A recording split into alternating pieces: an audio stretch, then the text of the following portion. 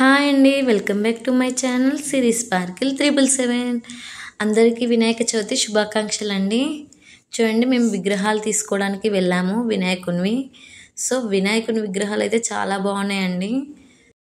రకరకాల డిజైన్లతోనే చాలా చాలా బాగా చేశారండి. వినాయక విగ్రహాలు అయితే చాలా బాగున్నాయి. మేమైతే బుజ్జి గణేష్ని తీసుకున్నామండి. చిన్న గణేష్ని తీసుకున్నాము. ఆ వినాయకుని కృప మాకుంటే మాత్రం నెక్స్ట్ ఇయర్ అయితే పెద్ద గణేష్ని తీసుకుంటామండి. మొత్తానికి ఇప్పుడు ఇంటికి వచ్చేసి పూజ స్టార్ట్ చేసాము. యాక్చువల్గా డెకరేట్ చేసేటప్పుడే నేను వీడియో తీద్దాం అనుకున్నాను, బట్ వీలు కుదరలేదండి. ఇప్పుడైతే మేము పూజ అనేది స్టార్ట్ చేసాము. మా ఆయన పూజ చేస్తున్నాడు, సో నేను వీడియో తీస్తున్నాను. ఆ వినాయకునికి ఇష్టమైన పిండి వంటలు ఏమంటారు, పండ్లు, పూలు, పలహారాలు, ఆకులు అన్నీ తీసుకొచ్చామండి. ఏ ఒక్కటి మర్చిపోకుండా తీసుకొచ్చాము. ఈ ఇయర్ అయితే చాలా హ్యాపీ అనిపిస్తుందండి. ఎందుకంటే ఫస్ట్ టైం మ్యారేజ్ అయిన తర్వాత మా ఇంట్లో వినాయకుడిని నిలబెట్టుకున్నాము. చాలా బాగా అనిపించింది. ఆ విఘ్నేశ్వరుని కృప మాకుంటే మాత్రం నెక్స్ట్ ఇయర్ అయితే ఇంకా బాగా సెలబ్రేట్ చేసుకుంటామండి. నాకైతే ఇప్పుడే చాలా బాగా అనిపిస్తుందండి. ఎందుకంటే అనుకోకుండా ప్లాన్ చేసుకున్నా కానీ చాలా బాగా జరుగుతుందండి. సో అలా అనిపించింది. యాక్చువల్గా మార్నింగే పూజ చేద్దాం అనుకున్నామండి, బట్ అత్తయ్య గారు ఇంట్లో లేకున్నారు. సో మేమైతే అత్తయ్య గారు వచ్చేదాకా వెయిట్ చేసి విగ్రహాన్ని తీసుకొచ్చి ఇప్పుడు పూజ అనేది స్టార్ట్ చేసాము.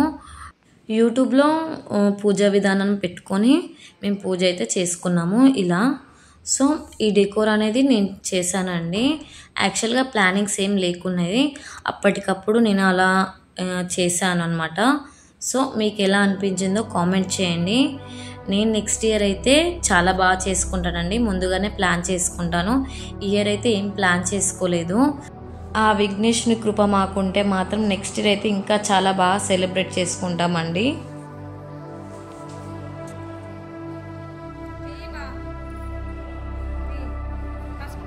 ఇప్పుడైతే మా అత్తయ్య గారు అయితే పసుపుతోని గౌరమ్మని చేస్తున్నారండి. గౌరమ్మ తల్లిని ఖచ్చితంగా వినాయకుని దగ్గర పెట్టాలంట. సో అత్తయ్య గారు అమ్మవారిని రెడీ చేస్తున్నారు.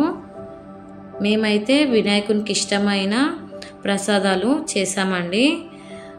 ఒకటి పాయసం మరియు ఆకుకూరలు, అన్నం ప్రసాదంగా పెట్టామండి. చూడండి, దీపాల కాంతుల్లో మా వినాయకుడు, బుజ్జి వినాయకుడు వెలిగిపోతున్నాడు. అసలు ఒకటి అనిపించిందండి, మనం భక్తితో చేసి ఇంత సింపుల్గా చేసినా సరే వినాయకుడు అయితే మనం చల్లగా చూసుకుంటాడండి. మనస్ఫూర్తిగా చేయాలి ఏది చేసినా సరే. నాకైతే ఏ ఆడంబరంగా చేయకుండా, ఎంత హడావిడి లేకున్నా ఇలా మనస్ఫూర్తిగా చేస్తే మాత్రం చాలా బాగా అనుగ్రహిస్తాడు.